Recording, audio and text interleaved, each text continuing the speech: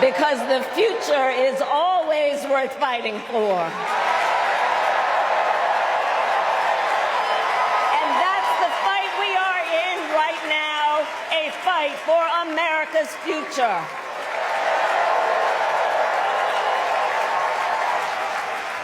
Fellow Americans, this election is not only the most important of our lives, it is one of the most important in the life of our nation. In many ways, Donald Trump is an unserious man. But the consequences of putting Donald Trump back in the White House are extremely serious. Consider not only the chaos and calamity when he was in office, but also the gravity of what has happened since he lost the last election. Donald Trump tried to throw away your votes. When he failed, he sent an armed mob to the United States Capitol, where they assaulted law enforcement officers. When politicians in his own party begged him to call off the mob and send help, he did the opposite. He fanned the flames. And now, for an entirely different set of crimes, he was found guilty of fraud by a jury of everyday Americans and separately found liable for committing sexual abuse. And consider what he intends to do if we give him power again. Consider his explicit intent to set free violent extremists who assaulted those law enforcement officers at the Capitol. His explicit intent to jail journalists, political opponents, and anyone he sees as the enemy. His explicit intent to deploy our active duty military against our own citizens. Consider the power he will have, especially after the United States Supreme Court just ruled that he would be immune from criminal prosecution. Just imagine Donald Trump with no guardrails,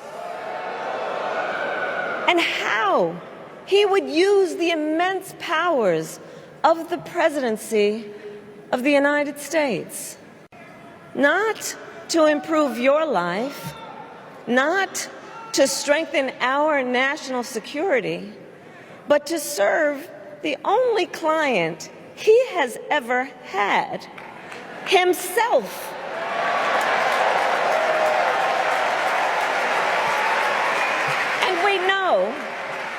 And we know what a second Trump term would look like. It's all laid out in Project 2025, written by his closest advisors, and its sum total is to pull our country back to the past.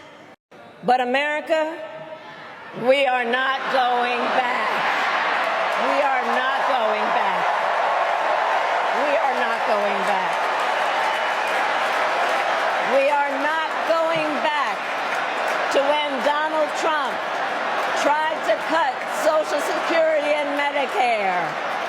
We are not going back to when he tried to get rid of the Affordable Care Act, when insurance companies could deny people with pre-existing conditions.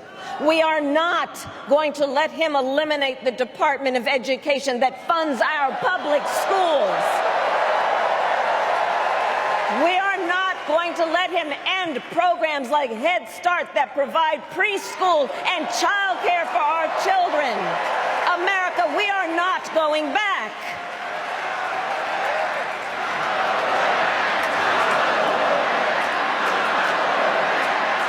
And we are charting and forward. Forward to a future with a strong and growing middle class, because we know a strong middle class has always been critical to America's success. And building that middle class will be a defining goal of my presidency.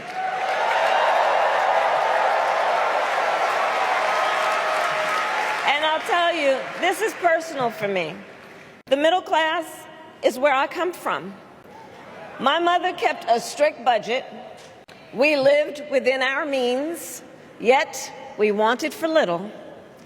And she expected us to make the most of the opportunities that were available to us and to be grateful for them. Because, as she taught us, opportunity is not available to everyone. That's why we will create what I call an opportunity economy where everyone has the chance to compete and a chance to succeed. Whether you live in a rural area, small town, or big city. And as president, I will bring together labor and workers and small business owners and entrepreneurs and American companies to create jobs, to grow our economy, and to lower the cost of everyday needs like health care and housing and groceries. We will provide access to capital for small business owners and entrepreneurs and founders. And we will end America's housing shortage and protect Social Security and Medicare. Now compare that to Donald Trump, because I think everyone here knows he doesn't actually fight for the middle class. He doesn't actually fight for the middle class. Instead, he fights for himself and his billionaire friends. And he will give them another round of tax breaks that will add up to $5 trillion to the national debt. And all the while, he intends to enact what in effect is a national sales tax, call it a Trump tax, that would raise prices on middle-class families by almost $4,000 a year. Well, instead of a Trump tax hike, we will pass a middle-class tax cut that will benefit more than 100 million Americans.